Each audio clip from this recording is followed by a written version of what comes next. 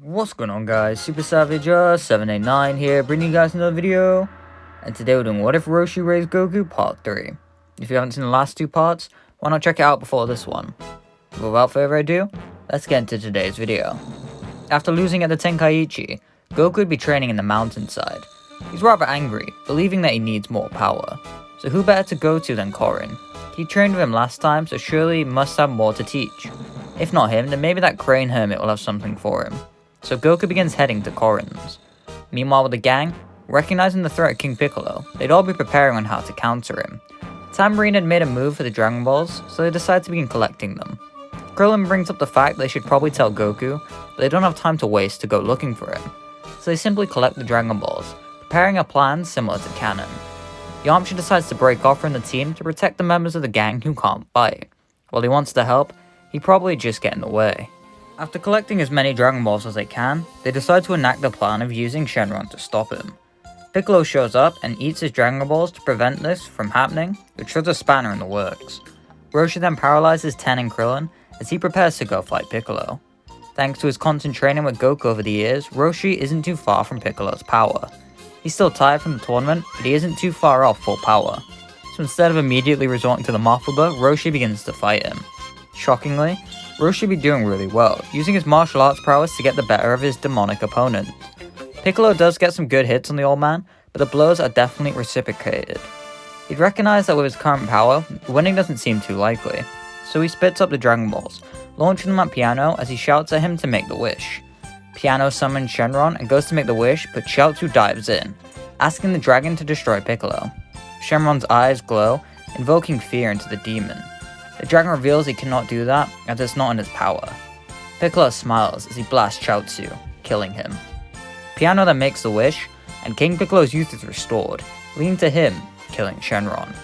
Back with Goku, he'd arrive at Korin's tower where he'd approach the Cat Master for more training.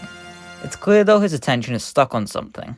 Goku asks him what he's looking at, with Korin telling Goku the events that are transpiring. This makes Goku nervous, having heard stories about the Demon King. He wants to rush off to help, but Korin tells him to wait. There's nothing he can do the way he is now, he'll only get himself killed. So Goku is forced to sit there helplessly and listen to the events as they transpire. Now with Piccolo's youth restored, he begins beating into Roshi almost effortlessly. Even with Roshi's training, he's still no match for this threat. He's forced to resort to using the Mothba, but that fails, leading to his ultimate demise. Piccolo laughs maniacally as he moves on to his plans of world domination. Krillin and Ten, they'd recover from paralysis without any idea what to do. They both want to stop Piccolo, but they don't have a way to do that. Krillin votes they should look for Goku, since he'd be the best bet in winning, which Tien has to admit. How are they going to find him though? Telepathically, Korin contacts them and reveals Goku's with him. He gives them the location on where to go, but then both decide to head there. When they arrive, they see Goku training on the tower. He was offered the Ultra Divine Water, but Goku knows that won't be enough. Just like Mutaito, Goku needs to use the Mothba, so he's training to use the sealing technique. Tenshinhan, after getting a look at King Piccolo's strength firsthand, realizes that even if Goku learns the Mothba, he won't be able to win. So he drinks the water, and Krillin trains with Goku to learn the Mothba. While Krillin trains with Goku, the Saiyaman begins to break down in tears. His last interaction with his father, who's mad at him, and now he's gone. Krillin consoles his friend, telling him that he didn't resent him for it. At least they can avenge him now. Goku agrees, and so he trains even harder. King Piccolo would go on to take over the role of King of Earth, and makes a declaration that he'll be destroying West City. Watching this on TV, Bulma begins to panic as she tells Yamcha he needs to go stop him. He wants to argue, but Gohan tells his student he's not the coward he once was. Yamcha suits up and gets Bulma to pilot him to Piccolo's location. He'll stop him before the others even get a chance. He arrives just as King Piccolo is about to leave and tells him that he's going to stop him. This leads to Piccolo spitting out Drum, who begins beating up Yamcha. Yamcha is weaker than Tenshinhan in canon, so he's going to get beaten even worse. His leg is snapped and he's left at the mercy of the demon. Before they can finish him off though, they hear a loud scream from up above as Krillin lands headfirst into the ground. Goku apologizes as he and Tenshinhan land swiftly behind him. After Drum is dispatched of, the trio all begin to fight King Piccolo. Tenshinhan would be the one to mainly fight the demon, using his various techniques and his newfound strength to match Piccolo's raw power. While Goku's angry, he realizes that if they are to defeat this threat, he needs to rely on Tenshinhan. So instead of flying off the handle or acting cockily, he lets Tenshinhan do most of the heavy lifting. Him and Krillin do still try to help though. Despite his strength, Goku's actually doing the worst. He chalks it up to him feeling turmoil over the loss of his father though. King Piccolo would feel pushed into the corner and take Yamcha to hostage, which briefly works. Tenshinhan is able to land a Taiyo-Ken however, blinding the Demon King. Goku and Krillin then move in and use a combined Mafuba. The green wave emerges from both of them, sweeping King Piccolo up. Due to both of them using the technique, and the fact King Piccolo is probably more damaged, it leads to him successfully being sealed away by the gang. They all sigh in relief as they rest easy, having just saved the world. Goku apologizes for how he acted, with them all forgiving him. He tells them that he promises to fix this and calls upon Kinto-un, where he ascends to the heavens to speak to Kami. Here, Kami beats him up even easier since Goku is weaker. Since there is no Piccolo Jr., Kami won't be too eager to train Goku, which disappoints him.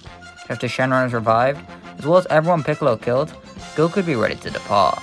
Before he does so, Kami asks him if he knows why Krillin and Tenshinhan were doing better than him. Confused, he answers that he doesn't. Kami tells him that it's because they weren't obsessed with strength like Goku was. Throughout, they've been martial artists, training to better themselves, not to overpower an opponent. While Goku started off like that, his constant winning has clouded his judgment and made him sloppy.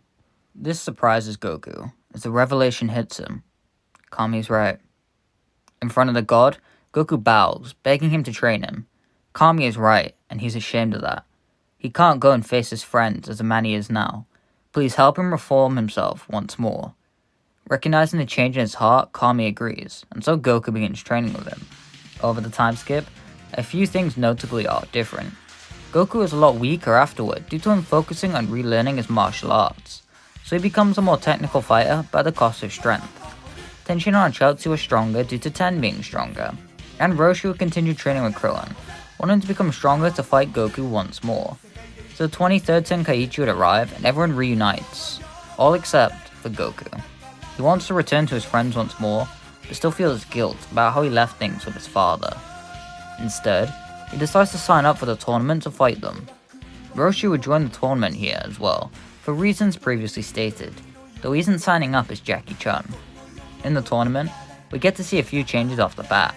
Chaozu still loses, but he isn't as injured as he was in canon. This means that he's able to rig the roster for the gang when they all get through to the end. Since Piccolo Jr. doesn't exist, and Kami doesn't need to enter, the two spots are filled up by Yajirobe and Roshi.